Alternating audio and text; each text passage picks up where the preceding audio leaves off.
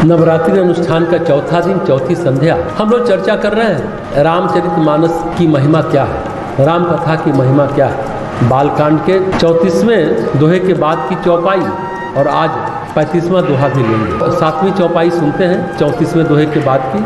कहूँ कथा सोई सुखद सुहाई, सादर सुनहु सुजन मन लाई। और 35वां दोहा है, जस मानस जही विधि भयु, जग प्रचार जही हेतु। अब सोई कहूँ प्रसंग सब, सुमेरी उमा वृष केतु। तुलसीदास जी महाराज कहते हैं उस कथा को मैं कहता हूँ जो सुखद और सुहावनी है।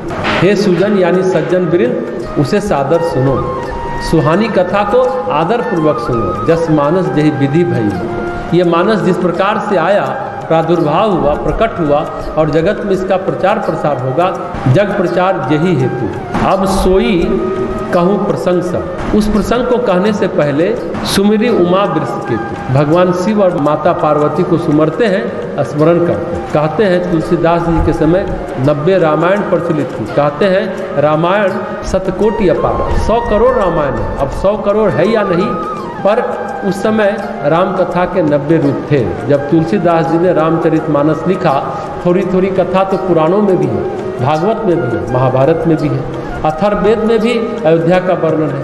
सारे पुराण में आगम निगम में जो कुछ राम भगवान के बारे में है, उससे और अन्यत्र से लेकर सबका सम्मिलित समेकित रूप और गोस्वामी जी का अपना सोच विचार, अपना भाव सब इस कथा में है। जितनी भी रामायण है, राम कथा है, सबका निचोड़ है।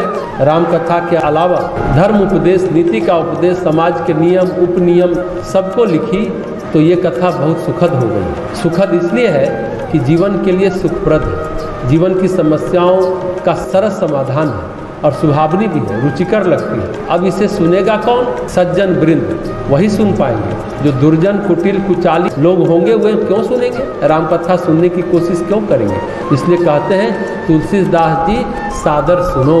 आदर पूर्वक सुनने का मतलब है ध्यान से सुनना, आदर पूर्वक सुनने का मतलब है चिंतन मनन करना, इस पर विचार करना। परिचय देते हैं तुलसीदास जी, मानस कैसे प्रकट हुआ, अस्तित्व में कैसे आया। राम कथा जो तुलसीदास जी ने लिखी है वो पहली बार लोक भाषा, ग्राम्य भाषा में लिखी गई है। पहले जो लिखी गई वह प्राय संस्कृत भाषा में लिखी गई, लोक भाषा सामान्य भाषा में लिखी ताकि लोग समझ सके, क्योंकि लोग संस्कृत बोलते समझते नहीं थे। बातचीत का माध्यम हिंदी था। देखिए दर्शन है, वेद है, उपनिषद है, ये ज्ञानी जनों के लिए जो विचारशील है, बुद्धिमान। पर जन सामान्य को भगवत प्राप्ति कैसे होगी? वो तो तब समझेगा जब जन भाषा, लोक भाषा में बोला जाए। तुलसीदास जी ने जन सामान्य की भाषा में रचना करने की कोशिश की। तुलसीदास ने लिखा नहीं, वे कहते हैं हमारे माध्यम से प्रकट हुआ। जैसे जीवात्मा होती है, किसी लोक से आती है, किसी कक्षा से आती है, माता के रस से और पिता के वीर से, माता के गर्भ से जीवात्मा प्रकट होती है। सच कहा जाए, जीव को जन्म नहीं दिया है माता ने, जन्मदात्री हैं, पर जन्म तो केवल शरीर को दिया है, जीव प्रकट हुआ।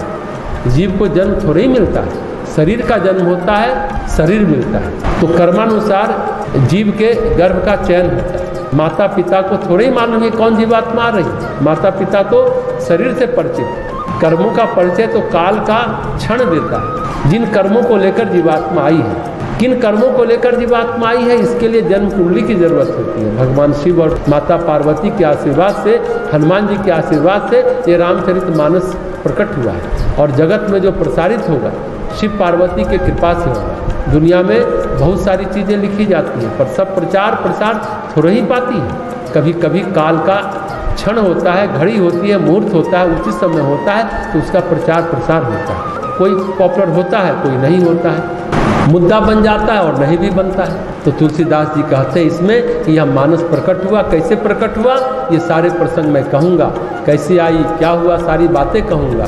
तो इस कथा के कहने से पहले इस कथा में प्रथम वक्ता और प्रथम श्रोता को प्रणाम करता हूँ। आश्चर्य यम वक्ता कुशलस्य श्रोता, वक्ता इसका आश्चर्य पूर्ण है और श्रोता इसका अति कुशल है। वक्ता शिव, श्रोता पार्वती। जब शिव समाधि से उठते हैं तो माता पार्वती जिज्ञासा करती रहती है, दोनों कुछ कुछ बातें करते रहते हैं। हमेशा कथा में आता है, एक बार कैलाश शिखर पर गौरी ने शंकर से पूछा, एकदा कैलाश शिखरे गौरी पृच्छति शंकरम। कहीं और पर्वत शिखर पर चले गए तो आता है, एकदा रमणे शिखरे गौरी पृच्छति शंकरम। माता गौरी ने भगवान शंकर से पूछा। पार्वती ऐसे देव दंपति है जो सत्संग ही सत्संग करते हैं। शिव पार्वती ऐसे देव दंपति हैं जो सत्संग ही सत्संग करते हैं। ऐसा पहाड़ के बीच घर, ऐसा बैरागी जीवन, ऐसा गृहस्थ कम लोगों का होता है। ऐसे देव दंपति लक्ष्मी नारायण में नहीं होता। भगवान शिव वैसे दंपति हैं, ऐसा परिवार है जो सत्संगी परिवार है, जहाँ सत्संग चलता रहता है। कभी कभी सत्संग में भागीदार होने के लिए देवता भी आ जाते हैं, कभी कभी ऋषि मुनि भी आ जाते हैं। कैलाश शिखर पर कथा का माहौल, उत्सव का माहौल, अच्छा माहौल भगवान शिव के परिवार में रहता है। कभी कभी दोनों घूमने फिरने भी निकल जाते हैं, अगस्त ऋषि के यहाँ जाकर भी कथा सुन लेते हैं। तो तुलसीदास जी महाराज कहते हैं, मैं ये कथा कहूँगा, पर कहने से पहले माता पार्वती और भगवान शिव का स्मरण कर लूँगा, क्योंकि उनके स्मरण के बिना सभी चीज़ें अधूरी हैं। जब रामचरितमानस की कथा शुरू करते हैं तो सबसे पहले गणेश जी की वंदना करते हैं, कोई विघ्न ना आवे। कथा शुरू करने से पहले उमा महेश की वंदना करते हैं, क्योंकि उनके आशीर्वाद से ही रामचरितमानस तुलसीदास जी के जीवन में प्रकट हुआ। 90 वर्षों का संसार का अनुभव, 90 वर्षों का साधना का अनुभव, 90 वर्षों का चिंतन मनन अध्ययन अध्यापन सत्संग संतों के साथ निवास, अमृत का निचोड़ है रामचरितमानस। कहते हैं कथा लिखने से पहले तुलसीदास जी महाराज सुमेरु पर्वत यात्रा पर गए थे। वहाँ उनकी मुलाकात काकभूषुंडी से हुई थी। काकभूषुंडी ने कहा, तुम कथा लिखो, तुम्हारी कथा लोक में बहुत प्रसिद्ध होगी। इनका भी आशीर्वाद मिला, सबका आशीर्वाद शामिल हुआ, तब कथा प्रकट हुई। तो इस कृपा का प्रकटीकरण है रामचरितमानस।